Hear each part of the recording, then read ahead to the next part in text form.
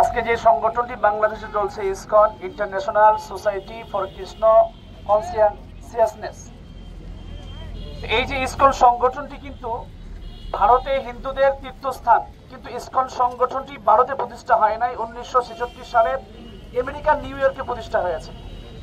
ইহুদিরা করেছে, খ্রিস্টানরা করেছে, যার যথেষ্ট জলজন্ত প্রমাণ আমাদের কাছে আছে। তো সেই জায়গা থেকে বলতে চাই যে বাংলাদেশে সম্প্রীতির দেশ, এখানে সাম্প্রদায়িক নই। আমরা মুসলমানরা যদিও সংখ্যাগরিষ্ঠ, তদুপরি সংখ্যালঘু যারা আছে, হিন্দু, খ্রিস্টান, বৌদ্ধ যারা আছে, তাদের প্রতি আমরা সহমর্মিতা প্রদর্শন করি, আন্তরিকতা, ভালোবাসা প্রদর্শন করি।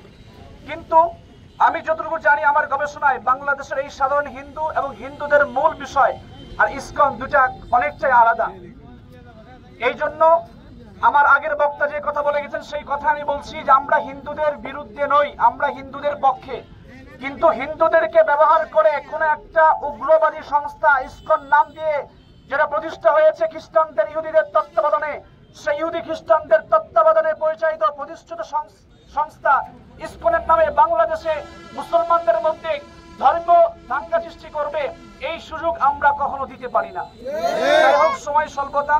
সর্বশেষ আপনার চিন্ময় কৃষ্ণ যাকে গ্রেপ্তার করেছে, তার বিরুদ্ধে রাষ্ট্রীয় বিরোধী কাজকর্মের কার্যকলাপের মামলা রয়েছে, রাষ্ট্রদ্রোহিতার মামলা রয়েছে। বাংলাদেশের স্বাধীনতার যে, বাংলাদেশের যে সার্বভৌমত্বের যে প্রতীক রয়েছে পতাকা, সেই বাংলাদেশের জাতীয় পতাকার উপরে তাদের ঘেরুয়া পতাকা প্রদর্শন করেছে, যার জন্য রাষ্ট্রদ্রোহী মামলা তার বিরুদ্ধে হয়েছে। চট্টগ্রামের বহু জমি সে দখল করেছে এবং মন্দিরে অনাথ শিশুদের সাথে যৌন কার্যকলাপ করেছে, যৌন নির্যাতন করেছে, যার ফলে এক পর্যায়ে তাকে মন্দির থেকে বহিষ্কার করা হয়।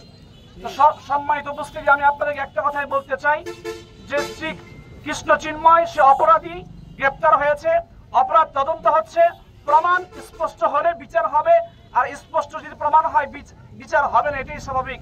কিন্তু আপনারা যা দেশে শুরু করেছেন ইসকন নামে, এটা কিন্তু কোনোদিন আপনাদের জন্য শুভ লক্ষণ বয়ে নিয়ে আসবে না। যাই হোক, আল্লাহ রাব্বুল আলামিন।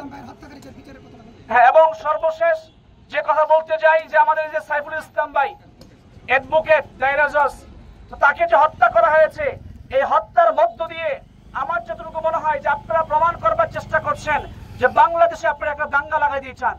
কিন্তু আমরা সাবধান থাকবো, সচেতন থাকবো, আমরা এই দাঙ্গা লাগাবো না। যে অপরাধী তাকে অবশ্যই শাস্তির আওতায় নিয়ে আসবো, কিন্তু আমরা এই দাঙ্গার দিকে পথে হাঁটবো না। আল্লাহ আমাদেরকে তৌফিক দান করুন, সকলে বলে আমিন।